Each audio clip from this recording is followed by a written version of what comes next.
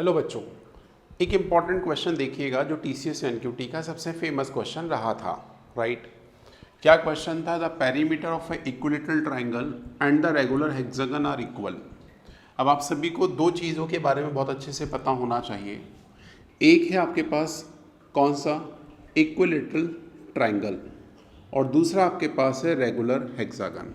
तो थोड़ी सी चर्चा कर लें। आप सभी को बता दें कि जो ट्रायंगल होता है इक्विलेटरल, उसमें सभी की सभी साइडें आपस में बराबर होती हैं, ठीक है।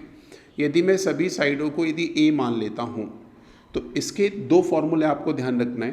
पहला फॉर्मूला एरिया क्या बनाता है, तो एरिया का फॉर्मूला होता है √3/4 इंटू साइड का स्क्वायर, जिसे हम ए स्क्वायर भी कह सकते हैं, ठीक है।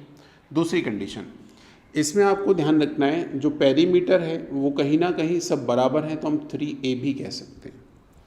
अब बात आती है रेगुलर हेक्सागन की। ये रेगुलर शब्द होना बहुत ज़रूरी है, इसके बारे में आपको बता दें। रेगुलर का मतलब यहाँ पे हर एक साइड इक्वल है, ठीक है।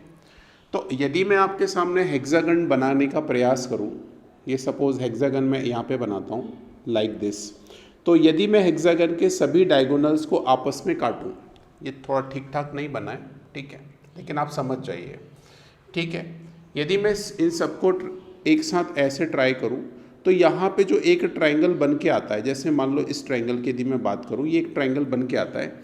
ये ट्रायंगल नथिंग बट एक इक्विलेटरल ट्रायंगल के बराबर होता है, ये बात आपको ध्यान रखना है, ठीक है।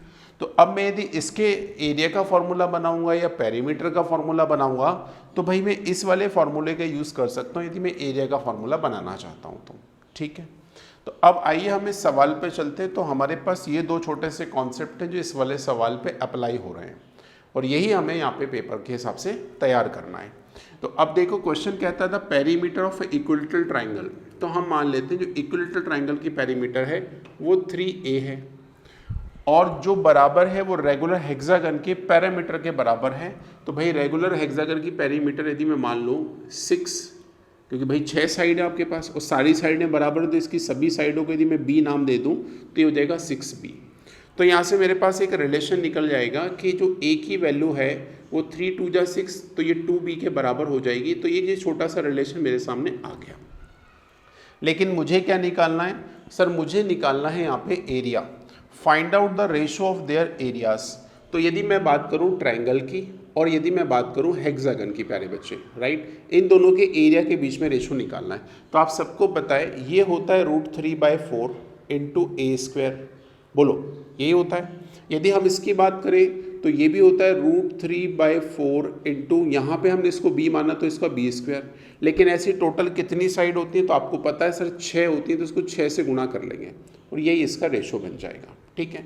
अब √3/4 दोनों कैंसिल आउट हो जाएंगे, ठीक है मेरी बात। अब उसके बाद हमें पता है जो a की वैल्यू है वो 2b के बराबर रखी जा सकती है, तो क्यों ना इसको 2b का होल स्क्वायर बना लें यहाँ पे, और इज इक्वल टू में आपके पास b स्क्वायर इंटू 6 हो जाए। इतनी बात भी क्लियर है। अब 2 का स्क्वायर हो जाएगा 4, यहाँ पे हो जाएगा b स्क्वायर, बराबर में हो जाएगा b स्क्वायर इंटू में हो जाएगा 6। बेटा b स्क्वायर से b स्क्वायर कैंसिल आउट हो जाएगा ना। अब यहाँ पे यदि हम 2 से काट दें तो 2 दूना 4 हो जाएगा और यहाँ पे 2 तियाँ 6 हो जाएगा। तो कहीं ना कहीं हमें जो रेशो निकल के आएगा वो 2:3 निकल जाएगा। तो इतना आसान सवाल आपके पेपर में आया था। होप सो आपको ये सवाल अच्छा लगा होगा। नहीं समझ आए तो एक बार वीडियो को फिर से रिपीट कर लीजिए। जुड़े रहिए मैथ्स में अनिल सर यूट्यूब चैनल के साथ और भी ऐसे सवालों के लिए। Thank you.